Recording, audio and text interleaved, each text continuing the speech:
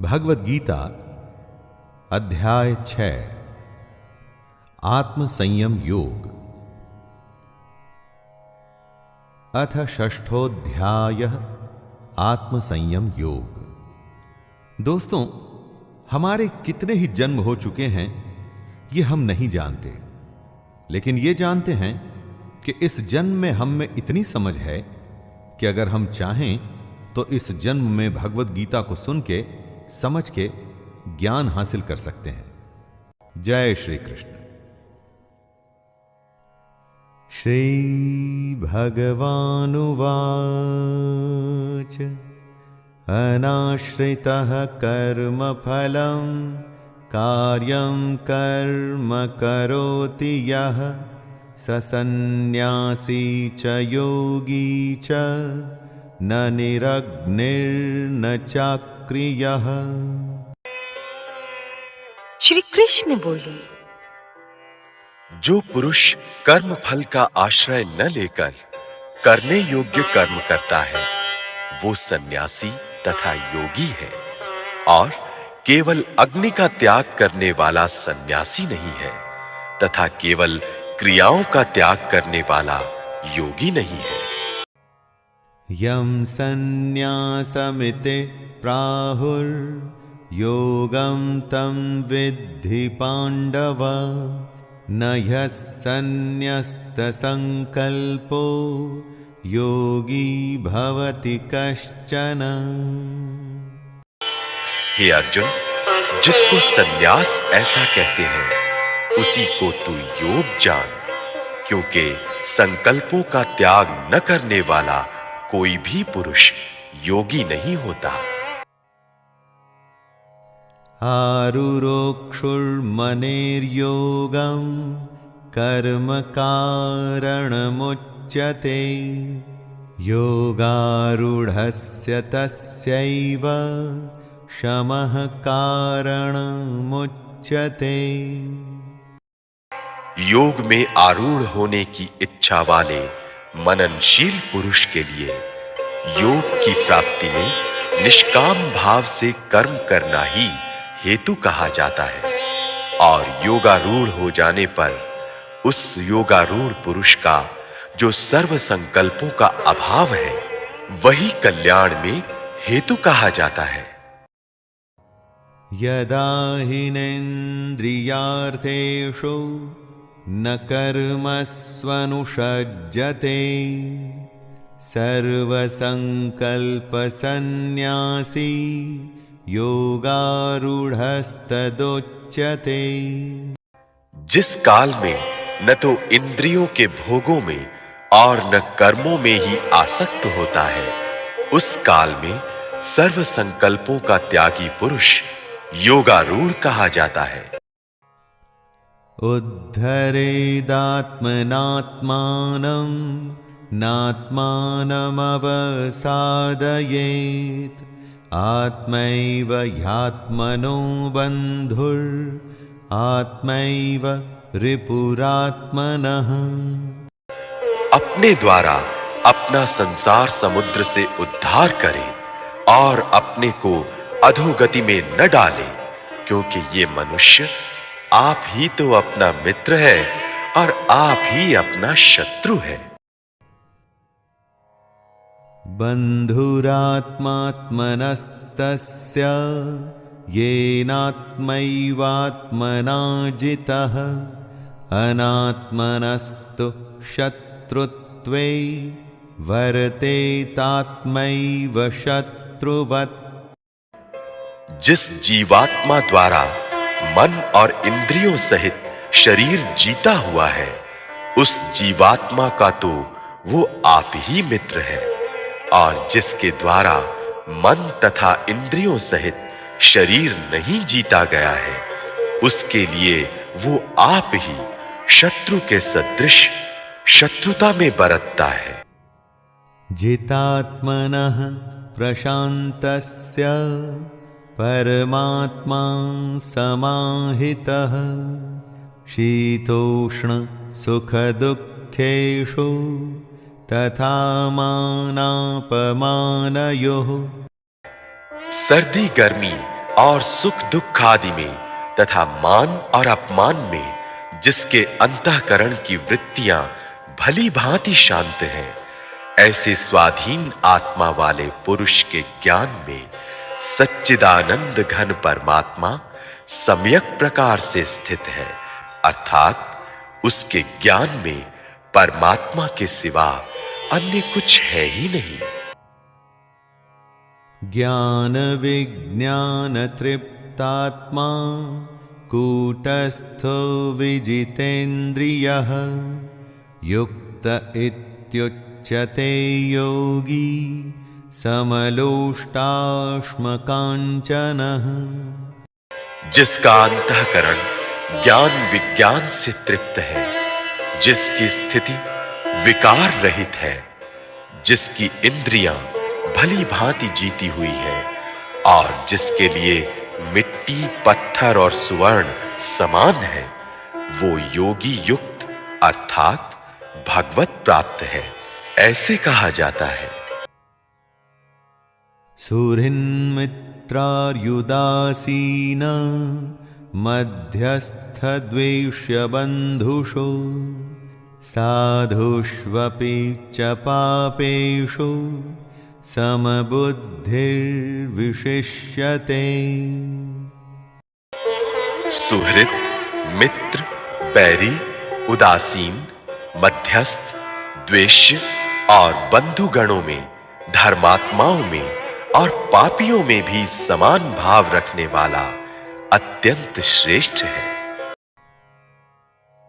योगी युञ्जीत सततं आत्मानं रहसि स्थितः एकाकी यच्चितात्मा निराशीर परिग्रहः।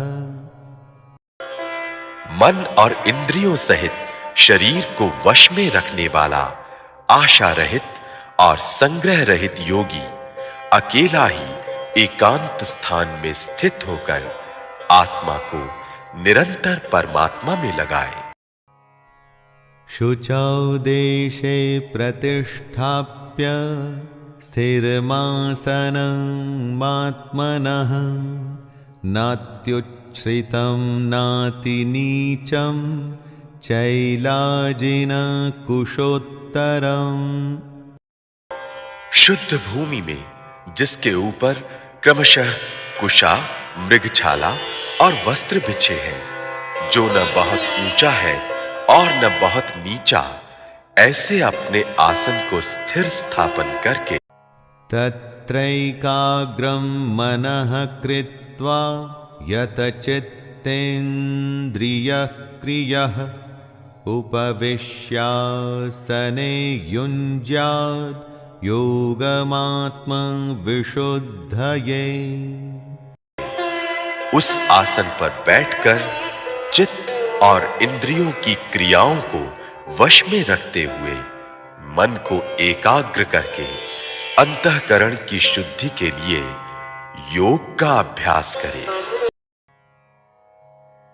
समं काय शिरो ग्रीवं धारयन्नचलं स्थिरः संप्रेक्ष्य नासिकाग्रं स्वं दिशश्चानवलोकयन्। काया, सिर और गले को समान एवं अचल धारण करके और स्थिर होकर अपनी नासिका के अग्रभाग पर दृष्टि जमाकर अन्य दिशाओं को न देखता हुआ प्रशांतात्मा विगतभिर्ब्रह्मचारि व्रते स्थितः मनः संयममच्चित्तो युक्त आसीत मत्परः। ब्रह्मचारी के व्रत में स्थित, भय रहित तथा भली भांति शांत अंतःकरण वाला सावधान योगी मन को रोककर मुझ में चित्त वाला और मेरे परायण होकर स्थित होए। युञ्जन्नेवं सदात्मानं योगी नियतमानसः शान्तिं निर्वाण परमां मत्संस्थामधिगच्छति। वश में किए हुए मन वाला योगी इस प्रकार आत्मा को निरंतर मुझ परमेश्वर के स्वरूप में लगाता हुआ मुझ में रहने वाली परमानंद की पराकाष्ठा रूप शांति को प्राप्त होता है। नात्यश्नतस्तु योगोऽस्ति न चैकान्तमनश्नतः न चाति स्वप्नशीलस्य जाग्रतो नैव चार्जुन। हे अर्जुन, ये योग न तो बहुत खाने वाले का, न बिल्कुल न खाने वाले का, न बहुत शयन करने के स्वभाव वाले का और न सदा जागने वाले का ही सिद्ध होता है। युक्ताहार विहारस्य युक्तचेष्टस्य कर्मसु युक्तस्वप्नावबोधस्य योगो भवति दुःखः। दुखों का नाश करने वाला योग तो यथा योग्य आहार विहार करने वाले का, कर्मों में यथा योग्य चेष्टा करने वाले का और यथा योग्य सोने तथा जागने वाले का ही सिद्ध होता है। यदा विनियतं चित्तम् आत्मन्येवावतिष्ठते निःस्पृहः सर्वकामेभ्यो युक्त इत्युच्यते तदा। अत्यंत वश में किया हुआ चित्त जिस काल में परमात्मा में ही भली भांति स्थित हो जाता है, उस काल में संपूर्ण भोगों से स्पृहा रहित पुरुष योग युक्त है, ऐसा कहा जाता है।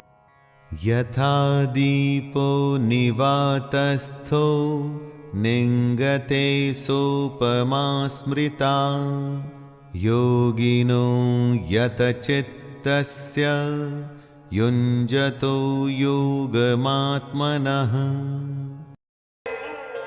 जिस प्रकार वायु रहित स्थान में स्थित दीपक चलायमान नहीं होता, वैसी ही उपमा परमात्मा के ध्यान में लगे हुए योगी के जीते हुए चित्त की कही गई है। यत्रो परमते चित्तं निरुद्धं योगसेवया यत्र चैवात्मनात्मानं पश्यन्नात्मनि तुष्यति। योग के अभ्यास से निरुद्ध चित्त जिस अवस्था में उपराम हो जाता है और जिस अवस्था में परमात्मा के ध्यान से शुद्ध हुई सूक्ष्म बुद्धि द्वारा परमात्मा को साक्षात करता हुआ सच्चिदानंद घन परमात्मा में ही संतुष्ट रहता है। सुखमात्यन्तिकं यत्तद् बुद्धिग्राह्यमतीन्द्रियं वेत्ति यत्र न चैवायं स्थितश्चलति तत्त्वतः। इंद्रियों से अतीत केवल शुद्ध हुई सूक्ष्म बुद्धि द्वारा ग्रहण करने योग्य जो अनंत आनंद है, उसको जिस अवस्था में अनुभव करता है और जिस अवस्था में स्थित ये योगी परमात्मा के स्वरूप से विचलित होता ही नहीं। यं लब्ध्वा चापरं लाभं मन्यते नाधिकं ततः यस्मिन् स्थितो न दुःखेन गुरुणापि विचाल्यते। परमात्मा की प्राप्ति रूप जिस लाभ को प्राप्त होकर उससे अधिक दूसरा कुछ भी लाभ नहीं मानता और परमात्म प्राप्ति रूप जिस अवस्था में स्थित योगी बड़े भारी दुख से भी चलायमान नहीं होता। तम विद्या दुख संयोग वियोगम योग संज्ञितम स निश्चयेन योक्तव्यो योगो निर्विण्ण चेतसा। जो दुख रूप संसार के संयोग से रहित है तथा जिसका नाम योग है, उसको जानना चाहिए। वो योग न उकताए हुए अर्थात धैर्य और उत्साह युक्त चित्त से निश्चय पूर्वक करना कर्तव्य है। संकल्प प्रभवान कामान् त्यक्त्वा सर्वान् शेषतः मनसैवेन्द्रियग्रामं विनियम्य समन्ततः। संकल्प से उत्पन्न होने वाली संपूर्ण कामनाओं को निश्शेष रूप से त्याग कर और मन के द्वारा इंद्रियों के समुदाय को सभी ओर से भली भांति रोक शनैः शनैरुपरमेद् बुद्ध्या धृति ग्रहीतया आत्मसंस्थं मनः कृत्वा न किंचिदपि चिंतयेत्। कर क्रम क्रम से अभ्यास करता हुआ उपरति को प्राप्त हो तथा धैर्य युक्त बुद्धि के द्वारा मन को परमात्मा में स्थित करके परमात्मा के सिवा और कुछ भी चिंतन न करे। यतो यतो निश्चरति मनश्चञ्चलमस्थिरं ततस्ततो नियम्यैतद् आत्मन्येव वशं नयेत्। ये स्थिर न रहने वाला और चंचल मन जिस जिस शब्दादि विषय के निमित्त से संसार में विचरता है, उस विषय से रोककर यानी हटाकर इसे बार बार परमात्मा में ही निरुद्ध करे। प्रशांत मनसं ह्येनं योगिनं सुखमुत्तमम् उपैति शांतरजसं ब्रह्मभूतमकल्मषम्। क्योंकि जिसका मन भली प्रकार शांत है, जो पाप से रहित है और जिसका रजोगुण शांत हो गया है, ऐसे इस सच्चिदानंद घन ब्रह्म के साथ एक ही भाव हुए योगी को उत्तम आनंद प्राप्त होता है। युञ्जन्नेवं सदात्मानं योगी विगत कल्मषः सुखेन ब्रह्म संस्पर्शम् अत्यन्तं सुखमश्नुते। वो पाप रहित योगी इस प्रकार निरंतर आत्मा को परमात्मा में लगाता हुआ सुखपूर्वक पर ब्रह्म परमात्मा की प्राप्ति रूप अनंत आनंद का अनुभव करता है। सर्वभूतस्थमात्मानं सर्वभूतानि चात्मनि ईक्षते योगयुक्तात्मा सर्वत्र समदर्शनः। सर्वव्यापी अनंत चेतन में एक ही भाव से स्थिति रूप योग से युक्त आत्मा वाला तथा सब में समभाव से देखने वाला योगी आत्मा को संपूर्ण भूतों में स्थित और संपूर्ण भूतों को आत्मा में कल्पित देखता है। यो मां पश्यति सर्वत्र सर्वं च मयि पश्यति तस्याहं न प्रणश्यामि स च मे न प्रणश्यति। जो पुरुष संपूर्ण भूतों में सबके आत्मरूप मुझ वासुदेव को ही व्यापक देखता है और संपूर्ण भूतों को मुझ वासुदेव के अंतर्गत देखता है, उसके लिए मैं अदृश्य नहीं होता और वो मेरे लिए अदृश्य नहीं होता। सर्वभूतस्थितं यो मां भजत्येकत्वमास्थितः सर्वथा वर्तमानोऽपि स योगी मयि वर्तते। जो पुरुष एक ही भाव में स्थित होकर संपूर्ण भूतों में आत्म रूप से स्थित मुझ सच्चिदानंद घन वासुदेव को भजता है, वो योगी सब प्रकार से बरतता हुआ भी मुझ में ही बरतता है।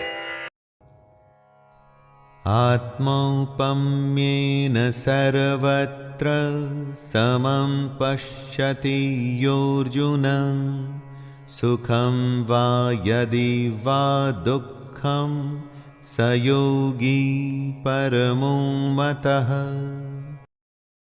हे अर्जुन, जो योगी अपनी भांति संपूर्ण भूतों में सम देखता है और सुख अथवा दुख को भी सब में सम देखता है, वो योगी परम श्रेष्ठ माना गया है। अर्जुन उवाच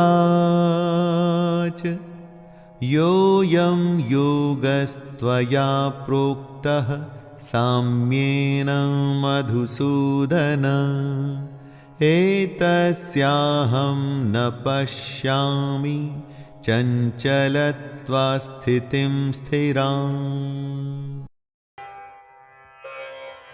अर्जुन बोले, हे मधुसूदन, जो ये योग आपने संभाव से कहा है, मन के चंचल होने से मैं इसकी नित्य स्थिति को नहीं देखता हूं। चंचलं हि मनः कृष्ण प्रमाथि बलवृद्धृढं तस्याहं निग्रहं मन्ये वायोरिव सुदुष्करम्। क्योंकि हे श्री कृष्ण, ये मन बड़ा चंचल प्रमथन स्वभाव वाला बड़ा दृढ़ और बलवान है, इसलिए उसका वश में करना मैं वायु को रोकने की भांति अत्यंत दुष्कर मानता हूं। श्री भगवानुवाच असंशयं महाबाहो मनो दुर्निग्रहं चलम् अभ्यासेन तु कौन्तेय वैराग्येण च गृह्यते। श्री कृष्ण बोले, हे महाबाहो, निस्संदेह मन चंचल और कठिनता से वश में होने वाला है, परंतु हे कुंती पुत्र अर्जुन, ये अभ्यास और वैराग्य से वश में होता है। असंयतात्मना योगो दुष्प्राप इति मे मतिः वश्यात्मना तु यतता शक्यो वाप्तुमुपायतः। जिसका मन वश में किया हुआ नहीं है, ऐसे पुरुष द्वारा योग दुष्प्राप्य है, और वश में किए हुए मन वाले प्रयत्नशील पुरुष द्वारा साधन से उसका प्राप्त होना सहज है। ये मेरा मत है। अर्जुन उवाच अयति हि श्रद्धयोपेतो योगाच्चलितमानसः अप्राप्य योगसंसिद्धिं कां गतिं कृष्ण गच्छति। अर्जुन बोले, हे श्री कृष्ण, जो योग में श्रद्धा रखने वाला है किंतु संयमी नहीं है, इस कारण जिसका मन अंतकाल में योग से विचलित हो गया है, ऐसा साधक योग की सिद्धि को अर्थात भगवत साक्षात्कार को न प्राप्त होकर किस गति को प्राप्त होता है? कच्चिन्नो भय विभ्रष्टश्चिन्ना भ्रमिव नश्यति अप्रतिष्ठो महाबाहो विमूढ़ो ब्रह्मणः पथे। हे महाबाहो, क्या वो भगवत प्राप्ति के मार्ग में मोहित और आश्रय रहित पुरुष छिन्न भिन्न बादल की भांति दोनों ओर से भ्रष्ट होकर नष्ट तो नहीं हो जाता? एतन्मे संशयं कृष्ण छेत्तुर्मर्हस्य शेषतः त्वदन्यः संशयस्यास्य छेत्तानायुपपद्यते। हे श्री कृष्ण, मेरे इस संशय को संपूर्ण रूप से छेदन करने के लिए आप ही योग्य हैं, क्योंकि आपके सिवा दूसरा इस संशय का छेदन करने वाला मिलना संभव नहीं है। श्री भगवानुवाच पार्थ नैवेह नामुत्र विनाशस्तस्य विद्यते न हि कल्याणकृतः कश्चित् दुर्गतिं तात गच्छति।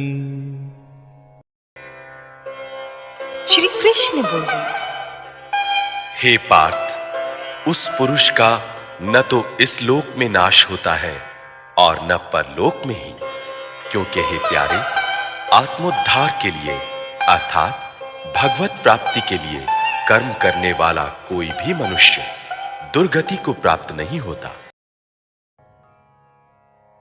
प्राप्य पुण्यकृतां लोकान् उषित्वा शाश्वतिः समाः शुचीनां श्रीमतां गेहे योगभ्रष्टोऽभिजायते। योग भ्रष्ट पुरुष पुण्यमानों के लोकों को अर्थात स्वर्गादि उत्तम लोकों को प्राप्त होकर उनमें बहुत वर्षों तक निवास करके फिर शुद्ध आचरण वाले श्रीमान पुरुषों के घर में जन्म लेता है। अथवा योगिनामेव कुले भवति धीमताम् एतद्धि दुर्लभतरं लोके जन्म यदीदृशम्। अथवा वैराग्यवान पुरुष उन लोकों में न जाकर ज्ञानवान योगियों के ही कुल में जन्म लेता है, परंतु इस प्रकार का जो ये जन्म है सो संसार में निस्संदेह अत्यंत दुर्लभ है। तत्र तं बुद्धि संयोगं लभते पौर्वदेहिकं यतते च ततो भूयः संसिद्धौ कुरु नंदन। वहां उस पहले शरीर में संग्रह किए हुए बुद्धि संयोग को अर्थात समबुद्धि रूप योग के संस्कारों को अनायास ही प्राप्त हो जाता है और हे कुरुनंदन, उसके प्रभाव से वो फिर परमात्मा की प्राप्ति रूप सिद्धि के लिए पहले से भी बढ़कर प्रयत्न करता है। पूर्वाभ्यासेन तेनैव ह्रियते ह्यवशोऽपि सः जिज्ञासुरपि योगस्य शब्दब्रह्माति वर्तते।